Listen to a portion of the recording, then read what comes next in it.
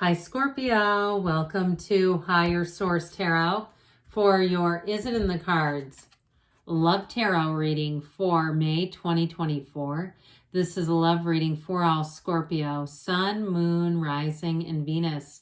This will be the theme for the reading today. You have new moon in Leo, shine, but the sunflowers are wonderful symbols, mystical symbols of finding a match, finding a partnership, because you know what, when the sun is out, the sunflowers point towards each other, but when the sun goes down, they point towards one another because they are energetically linked. All right, let's see now what the cards want to tell you about love. What advice do you have for Scorpio to attract the love of their lives into their lives, please? What does Scorpio need to know about love, please? We will draw 3 cards to represent your energy, 3 cards for the person you're attracting, 3 cards on the advice. Your energy is strength, the 9 of Cups, and the 6 of Wands. Boy, you're going to be getting a lot of attention. Their energy is the Tower. Dear Lord, tears for fears. I feel like somebody's got issues and tissues. They have been through it with the Tower and the 5 of Cups, but they've got the Queen of Wands energy, which I like. I like this more sunflowers. This is the advice. The Sun, the 4 of Swords, and the Hangman. Well, this person may have been a bit out of commission for love. They may have sworn off love, but I do feel like we have it 3 times, okay? These are the only 2 cards in the deck that show sunflowers, plus you have it here. This is a synchronicity, and if you're seeing sunflowers out and about, I don't care if it's the ugliest farmhouse wallpaper you've ever seen in your life, and it comes up and it's sunflowers, they're talking to you. You've got a match. It's a wonderful symbol for a match. And I feel like I heard you're just what the doctor ordered. Now you have Leo here. You've got 4 major arcana here. And I do feel like you have somebody here where they're mesmerized by you. And so are a lot of others too, by the way. So if you're happily being single and you're like, hey, I'm A-okay with this. If you have, perhaps humans to take care of or 4-legged friends, that energy of strength doesn't show you lonely. It doesn't show you sad at all. I'd much rather have your energy than theirs. I mean, I'm not telling you they're not a good match, but I do feel like they have been through something big, and it may have been a loss of a different kind. We'll talk about them in a minute. But I do feel like your sunshiny energy is a ray of light to them. It is like a moth to a flame. And so I mentioned you may have a lot of invitations here. You're going to be getting a lot of attention. With that 6 of Wands, you're going to be looking good and feeling good. And if you've just sort of spruced yourself up for the spring, maybe you've gone out and gotten a spray tan and you're just loving how you look in that spray tan, whatever it is, it's working. And so with that 9 of Cups, he's sitting pretty. He's like, look at all my cups. It's an air of success. So if you're single, you're not desperate. You certainly do not come across that way. And with that 9 of Cups energy, the 9 of Cups is being in the right place at the right time. So you may notice people tend to do things for you, or you feel like you get just a little bit of an edge. Things seem to work a little bit more in your favor. It's just easier. And you go, God, I mean, I'm clicking my heels together. And so if you're saying, I feel so good, I want to attract somebody in this energy, you're going to. So if it feels like I don't want to waste this energy and somehow attract somebody when I'm down, I mean, I don't want that. You're in a great place to attract a love.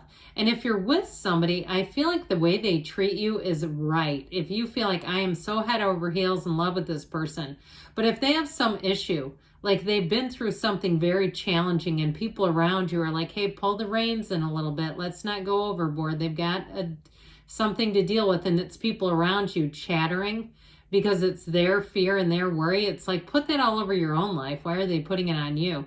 But I do feel like there's something about this person where there may be people who sort of give you a caution and that sort of thing. But I feel like you're going to be head over heels in love with them. I don't feel like there's anything that could stop this, honestly. And if it's a reconciliation, because you do have a change of heart here, I'm telling you what, they have had a huge gut punch over this. I do feel like whatever it was here, and I wouldn't say don't get back with them at all. You have it in here.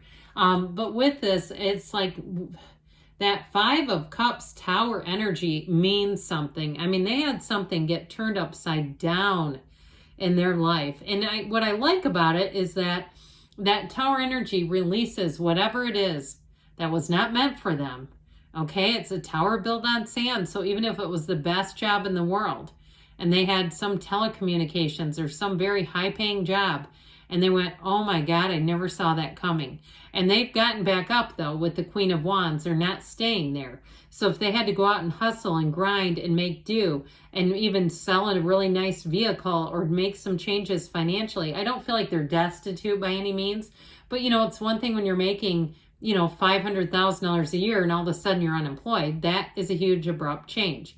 So I also feel like too, they've learned a lot. Now, if it's a relationship that ended, I feel like they've learned a lot too. And perhaps whatever they've done has put them into a Queen of Wands energy, which I like a whole lot. Because that Five of Cups is sorrow. It is a grief. There's grief in their life, or has been, this grief-stricken energy. So I feel like they're upfront about that too. They're not going to try to hide it. They're upfront that something happened, but I feel like they're also upfront that they've learned a lot from it. And I feel like it's very trustworthy. They're not wallowing in it. They're not a puddle. They're not trying to drag you down. But I feel like they want to be upfront about it and want to be open about their history and things that have happened there because it's meaningful. It was a turning point for them, no doubt about it. And we know the Tower is let go or be dragged. So there was something about it. And if it was a job and it was a lot of money that ended up being the loss, like not necessarily money, but that income, and perhaps they took a bit of a pay cut, I do feel like there was something about the job where they didn't have the time to share their life with anyone. So I feel like whatever it was holding them captive. They were not in a place where they could expand other areas of their life, and that was what they deeply wanted. Their deepest desire was to have a meaningful relationship, to have a life that's, built on love and trust. This is also a very loyal person. I will tell you that too. So even if they made some missteps, which I do believe they had some mistakes and they can own those, it was not a lack of loyalty. I feel like the loyalty was there. Or if it was in a relationship directly with you and you feel like it was disloyal in some way, I do feel like with that Queen of Wands coming forward, they know a lot about it and they understand like you can't waffle. You can't waver in loyalty, or you can't do things that seem unloyal, even if they're not necessarily, completely as they seem. I do feel like whatever it is, the way they show up today is a very loyal person.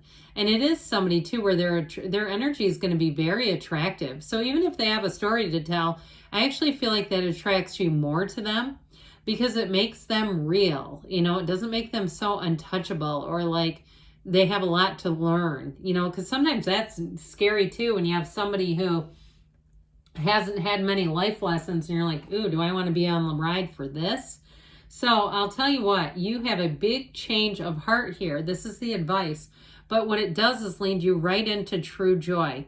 So the Four of Swords brings in stability. It is a bit of a halt. And so if it was their energy, it's perfect because it shows that there's growth. The Four of Swords brings in growth, the retreating, the reflecting.